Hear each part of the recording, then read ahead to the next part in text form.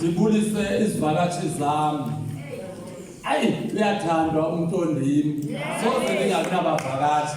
Andibatshayeleni izandla ezikhulu. Hallelujah. Amen. Isihloko sami sithi Inkonzo yabaPostile. Hallelujah. Amen. Uma sithetha bazalwane ngabaPostile bayavela kwincwadi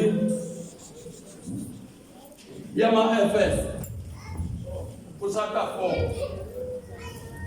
Yaba ngabaPostile, ngabavangeli, ngabaPostile, ngabaprofeti, ngabavangeli, ngabelusi,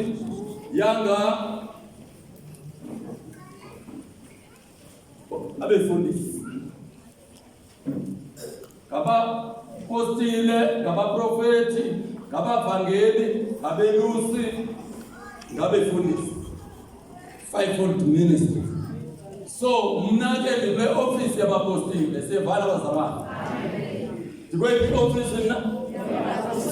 Yabapostile. Yokugqibela ke leyo. Yokugqibela. Uba sekudlala abapostile uNkulunkulu ungaba ngaloo mini ilanga litshona emini. Ngoba abapostile ayibona abantu abaya eBible college. Abapostile ngabantu abathatha imfundiso from above. Abunjani abantwana? Abapostile ngabantu abathatha imfundiso ivela ngasentla. Not emntwini. Akekho umuntu ongafundisa umpostile. Ngoba imfundiso yakhe ivela ngasentla. Yaye imfundiso yakhe ingqinwa lizulu. Hallelujah.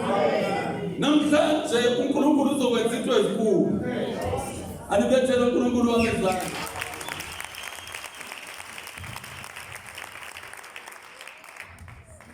Namhlanje ndithi uNkulunkulu uzokwenza into ezinjani? Ezinkulu.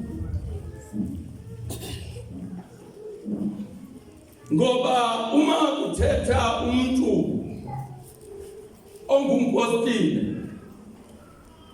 izulu lima ngenyawo.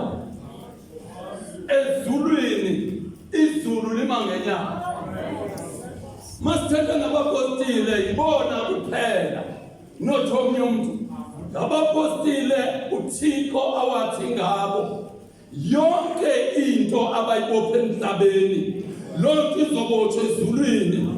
Yonke into abayikhulula lapha emhlabeni lonke izokhululwa ezulwini. Bonke abantu abanivakashe bathi amen emakhaya. Bonke abanivakashe bathi amen. Mawuthetha umpostile izulu liyema. Mawuthetha umpostile izulu lima ngenyawo. Because umpostile uyaziwa ezulwini. Because umpostile is the master building. Uyena wathi iseko sevangeli. Uyena fundisa iseko sevangeli. Akho muntu ongenza iseko ngaphandle kompostile. Ashayelo Jesu wangezandla.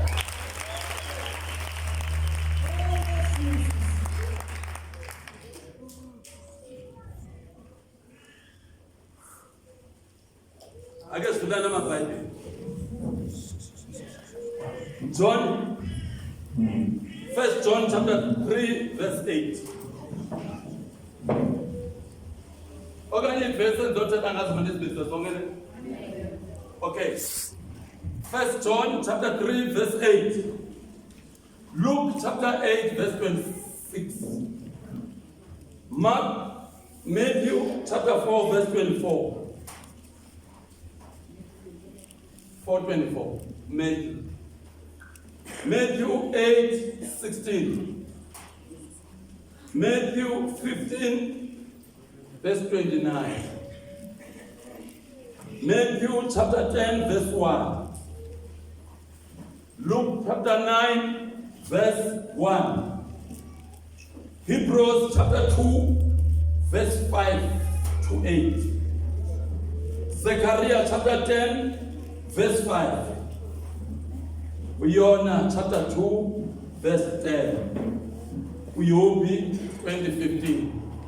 Sivale nga. Jokothi uphi ubandle mceleni aze netafule zami. Hallelujah. Amen. Singaqqibile. Namhlanje sizothetha ngempilisi. Hayibo. Sizothetha ngantoni? Ngempilisi. Ngicela sibhalele mina. Baba wethu ongcwele egameni likaJesu Kristu waseNazaretha, Thixo wethu onobubele, ndimi kule ndawo ndisicaka sakho, Nkulunkulu ophakeme, isigidimi sakho owathi ngemini wathi igama lam ndingu-Israyeli, ijoni lakho. Ndime baba njengejoni lakho. Namhlanje ndivala yonke umkhathi, ndidistroya zonke ikhompyutha emkhathini, ndiyadistroya zonke ikhompyutha phantsi kwesilwandle, ndidistroya zonke ikhompyutha phantsi komhlaba. Egunyeni legama likaYesu waseNazaretha, ndikhulula amandla, ndiyakubopha wena Satani izandla nenyawo kule ndawo yaseManfeya. Ndibopha iSatani isebusa kule dolophi, ndiyayibopha izandla nenyawo, ndiyithumela kwalatsha Inkonzo bulele Sibhoko. Mamela Satani, wena unamandla. Mna ndingumntwana kaThixo, mna ndinomnqophiso noThixo, mna ndiyindlalifa kaThixo, mna ndingunyana kaThixo. Wena Satani ukho kuzo zonke zonto. Namhlanje ndihlekeza inqwelo yokulwa yamagqwirha nomkhosi wawo, ndihlekeza ihashi nomkhwelo wayo, ndikhulula amandla empiliso komnye nomnye kule ndawo ogulayo egunyeni legama likaJesu waseNazaretha. Siyabonga Baba ngoKristu inkosi. Amen. Anibetheleni uNkulunkulu izandla.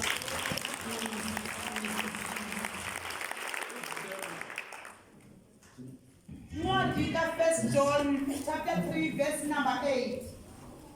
Abantwana bakaThixo, umuntu ongumoni ufuze uSathana, yena onayo kwasekuqaleni. Nyana kaThixo ke wezela kanye into yokuba abhangise umsebenzi kaSathana. Inama Verse number 8. Umuntu ongumoni ufuze uSathana, yena onayo kwasekuqaleni. Nyana kaThixo ke wezela kanye into yokuba abhangise umsebenzi kaSathana.